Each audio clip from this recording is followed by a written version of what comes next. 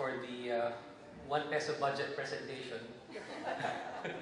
I will be incredibly candid, showing you some of the things that we really need to think about in terms of the political economy of rolling out federalism. In fact, what I would argue is that these are the things we should think about in terms of continuing to strengthen our decentralization and the rollout of the local government code. So it's very good that now there's a lot of thinking on reforming the local government code and adjusting it.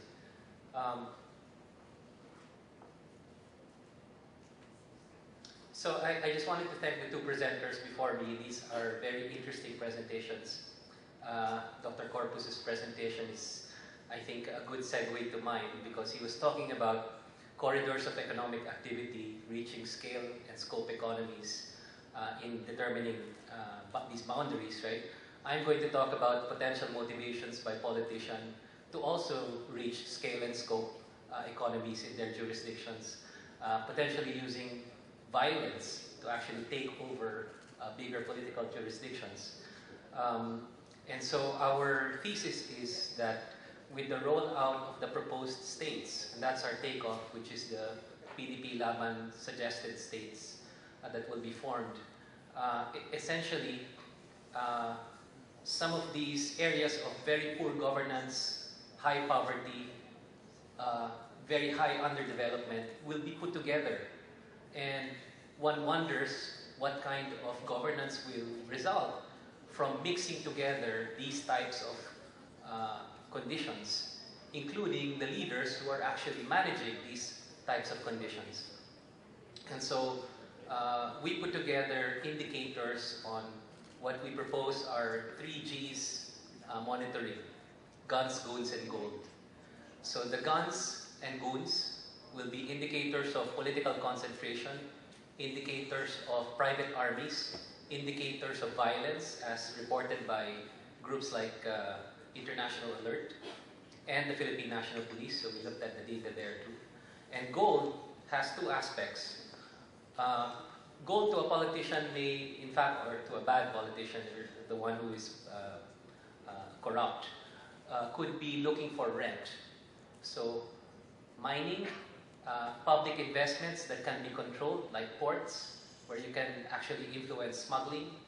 And the other side of gold is the lack of human development. So if you lack human development, then you can actually lord it over that area. So we developed indicators on this, and I'm going to share with you the results in a dashboard of indicators for 3 proposed states. One is Bangsamoro, the other one is the state of Northern Luzon, and the third one is the state of, I believe, Central Visayas. The state of Central Visayas is particularly interesting because it's going to mix areas of good governance and areas of bad governance. So Masbate, for instance, is not well known for good governance, and it actually has a high degree of violence.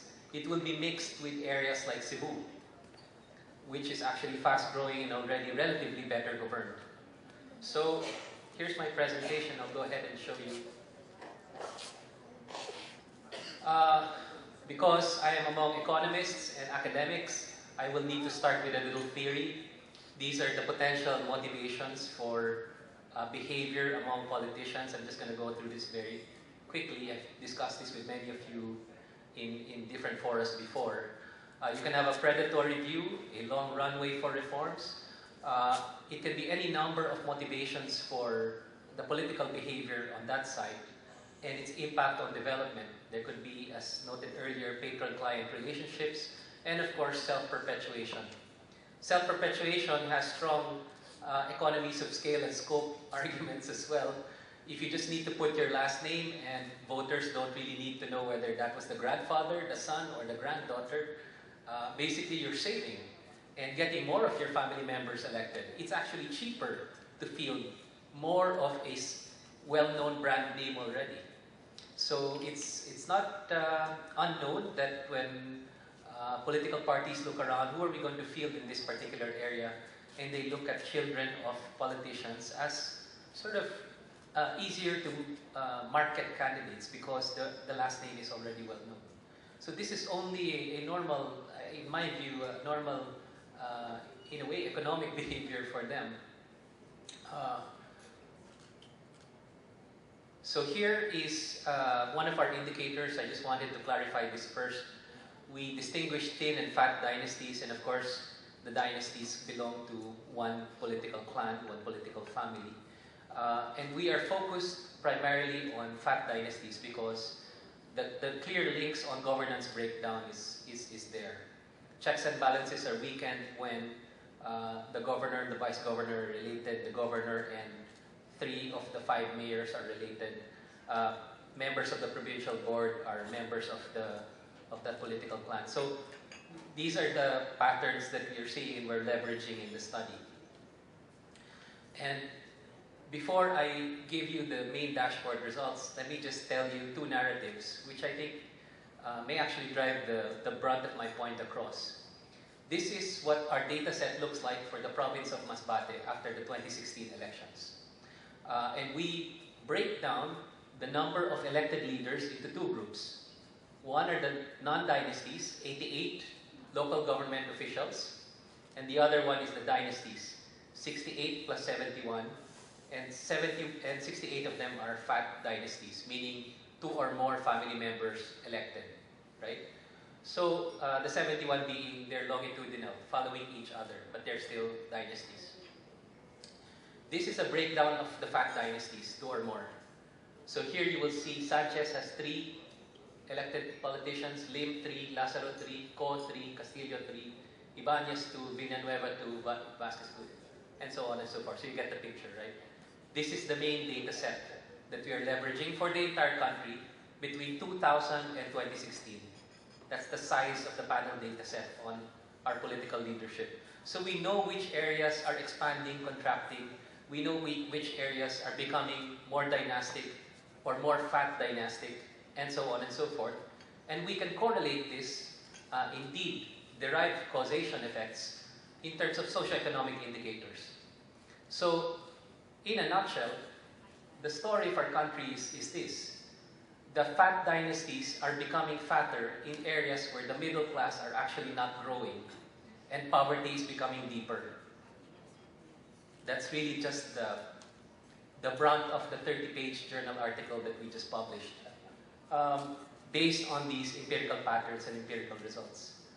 What can this what message do we have for the reformists, people interested in continued decentralization and continued, maybe even stepped-up federalism? Well, let me paint a narrative. Not all competition actually brings about development and poverty reduction, and I'm just going to show you 2 examples. One is Masbate and the other one is Abra. This is an example of Masbate. Sorry for all the colleagues who have already seen this. I know Mahar may have seen this already. This is late 1980s. Masbate is actually dominated by the Espinosa family, and they hold the positions for congressman and governor. Antonio Co comes in, one of the politicians, as a mayor of a small municipality. And in 1989, March, Moises Espinosa Sr. was assassinated in Masbate Airport. The first of 4 congressmen who will be assassinated between 1989 and 2005. Basically the main punchline of this PowerPoint slide. 3rd district, after the assassination of their congressman, Antonio Co runs for that district and wins as congressman, and defeats Moises Espinosa Jr., the son of the assassinated congressman. In 1995, Tito Espinosa was assassinated in Quezon City. So the 2nd congressman and the 2nd Espinosa assassinated. Antonio Co challenges an Espinosa for the gubernatorial position but loses around the mid-90s. In comes Fausto Sechon Jr., who wins a congressional seat on another district in Masbate. Antonio Co gets imprisoned for the murder of Tito Espinosa in the late 90s. He is later acquitted by the courts. Antonio Co runs for governor and wins eventually afterwards, after he's acquitted. So you can see Antonio Co comes in as a mayor of a small municipality, becomes congressman, and becomes governor between 1989 and 2001. By political measures, quite the feat, right?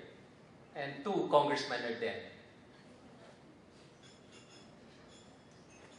Moises Espinosa Jr. is eventually assassinated as well, the son of the assassinated congressman in 1989. In 2001, Sichon runs for governor but is defeated by Antonio Co in the early 2000s, and Sichon is replaced by Rizalina Sichon Lanete, a relative. Repeated attempts to ambush Sichon and Sichon Lanete in 2004 did not succeed. So there are attempts at violence also on this side, on this district of Masbate. By 2005, ex-representative Fausto Sichon, this guy, is assassinated in Caloocan City, where I just came from before this conference. And essentially, at this point, you have 4 politicians dead between 1989 and 2005. Wilton Co becomes the mayor of that original Antonio Co bastion. Dr. Elisa Olga Co takes over the gubernatorial position. And Joshua Lanete, Sichon Lanete's son, wins as mayor of Placer. So essentially, they become bigger here and they become bigger here. So the motivations are basically scale and scope as well. And I see some similar patterns there. Here, Sichon Lanete defeats Olga Co for governor in 2010. Scott succeeds his mother in Congress. Sichon Lanete survives another ambush attempt in 2011. And by 2013, Antonio Co challenges Sichon Lanete, but he loses. Olga Co succeeds her husband in Congress, and Joshua and mother Rizalina survive an ambush attempt in Sinulog in Cebu in 2015. So this is really just one of our provinces.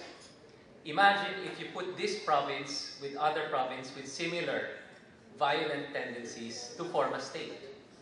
This was our question to ourselves.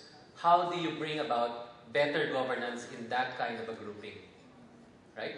So bringing together fairly well-governed areas, fairly urbanized areas, will probably spiral upwards. They may have politicians who will compete with each other in terms of better public services, better policies, evidence-based policies. They may hire some of our good economists in the crowd to make their areas even more competitive. But what happens if you put together these kinds of politicians? So definitely, giving them more resources, giving them more money in unconditional ways, giving them more control over public policy may not necessarily bring about the development that we are seeking. So this is the part that concerns us. So we are conceding that some of our areas may be prepared for greater autonomy, greater control over this. Certainly we are not fans of the winner-take-all presidential system that we also have. This is not exactly a recipe for stability of public policy either. But if you do give more power into these areas, there's a lot of food for thought. I'm just going to skip the next slide. Actually paints a similar narrative. I'm going to more or less skip this and just show you that in Abra, it's pretty much the same as Masbate. There are 2 big families, they're competing, the Bersamins and the Valeras. Abra being one of the more violent provinces also in the country. I'm just going to go through this fairly quickly, but the story is pretty much the same. There is an expansion of this dynasty and expansion of that dynasty, and in between, many politicians are being killed, literally being killed along the way. So here's the brunt of our paper, which we shared with PIDS, happy to contribute to this effort. Assuming we are going to roll out a federal system, and assuming we are looking at the PDP Laban model, where there will be groupings of provinces and jurisdictions and the formation of states, the question is, will we actually bring about greater poverty reduction and the reduction of inequality across the country, which is the political promise, which is part of what is driving this federal discussion to begin with. Because everyone hates Imperial Manila because we all hoard the money here. We all hoard the opportunities here. And we want to bring development to the rest of the country and make everyone part of development, right? Well, okay, I'm told I just have 5 minutes. I actually have tons of slides here, but I'm just going to go through one set. These are the 3 states that or hypothetical states that we were going to study. For those of you who are interested, I'm happy to share the entire slide set with you. We have 3 indicators, or 3 main indicators: guns, goons, and gold. It's our attempt for the young people to pick up our paper and become interested in our politics and in our economics.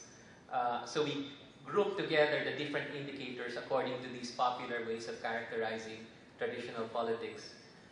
Indicators of private armed groups, dynastic share, the violence data published by International Alert, Philippine National Police, and others. And then on the socioeconomic indicators, we look at human development, poverty, and other indicators on this side. So the lack of it is the proverbial negative gold, the way we refer to gold in the guns, goons, and gold. More poverty is gold to a politician who is not gunning for development, right? Because more people depend on this politician. And there's the patron-client, and they keep on winning, that kind of gold. But then there's also the type of gold where you will pursue rent-seeking. So if you have control over a port, if you have control over airports and public infrastructure, and then you have control over extractive industries. So these are traditional rent-seeking areas in our economy.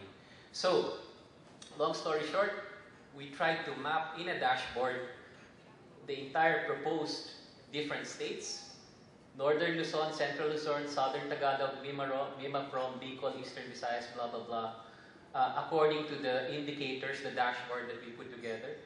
This can hopefully inspire many other analysts to put together more indicators on the dashboard. Our goal was to put together available indicators already. And the more red you are, the more risk in terms of bad governance might take place. So the more traditional politics might take place. And the more green you are, probably the more competitive this area might become. So the spiral to the top. So our hypothesis is you will have 2 primary sets of motivations: a spiral to the top for some, and then a spiral to the bottom for others. And that will bring about even greater inequality, perhaps. And so I sympathize a bit with Paul Hutchcroft's comment earlier. Will this reduce inequality in the country and basically bring down Imperial Manila to the level, or bring everyone up to the level of Imperial Manila? It's a question. So whether good governance or bad governance will dominate. So here's one of the proposed states, the state of Bangsamoro, in terms of guns and goons, the 2 indicators, or the set of indicators there. These are private armies, and these are data sets that are already public. You can also revisit them and sort of examine these patterns. These are incidences of conflict, 2011, 32, 43, and then these are dynasties. And we focus in particular on fat dynasties, because those are what are highly linked to increasing poverty, according to our earlier empirical study. So we will see that Dr. Art Corpus presented corridors of economic scale and scope. This is a corridor of violence and private armies that you are putting together here. So it's very difficult to imagine that coordination among these leaders will bring about greater poverty reduction and stronger development if you are starting from a very weak institutional base and weak governance pattern. So I would imagine that if you were going to roll out federalism in this kind of a situation, you must implement intergovernmental transfers with high degree of conditionality. It cannot be a blank check that you will then sort of make use of as you see fit. This is the rest of the indicators. So if you put together, these guys have airports, and these also have airports.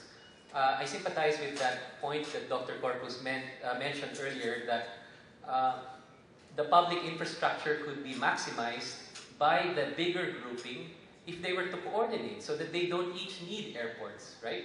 So you can invest in one and everyone sort of takes advantage of this. You then concentrate on the key blockages of where you invest.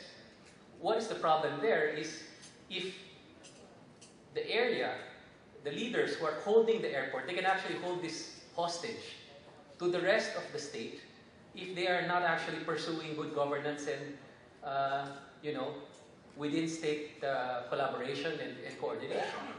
So whoever holds that airport, if you are, let's say, a fledgling good governance party here, and you are doing a good job here, you will never fully realize your full potential if you do not capture that jurisdiction which has the airport. So you must fight and actually defeat that leader who is not necessarily pursuing the development of the entire state. So you see the reverse of what Dr. Corpus was mentioning, where politicians sort of coordinate, reach, scale, and scope. Here, on the political side, if you are a reformist group, let's say, fledgling reformist group in this new state, you will need to capture the key infrastructure in the key areas in order for the jurisdiction to have a fighting chance. So I'm told my time is up, but let me just go to my main messages. So this is all here, and I think the message is fairly much the same. Let me just go here. So merging of provinces into one state can create a power vacuum whereby leaders of each province would vie for leadership. Whether that vying for leadership will bring about stronger development outcomes or weaker development outcomes, more violence or less violence, is sort of a key question. And if you look at the history of some of our provinces in the country, there is much food for thought whether that will bring about better, stronger development. The fight for leadership is not negative per se, but may not be ideal, especially for states with provinces where political dynasties and armed conflicts are prevalent. Because that's essentially where they are right now. With the decentralization and the local government code, this is how they sort of settle the equilibrium. How do we bring them out of that equilibrium is a key thing. So the transition to a new federal system under conditions of weak institutions is therefore not very well settled in my view. Furthermore, there exist asymmetries within and among provinces, dynastic and non-dynastic. And so the question of inequality, which I will end with this point. If the promise, the political promise, was to bring development to the rest of the country, to end the dominance and concentration of Imperial Manila, I'm looking at some of these provinces and I'm not convinced that they will actually catch up in the spiral to the top. Because essentially what you're seeing here could be a spiral to the bottom, not exactly the pattern that we are aspiring for. Thank you.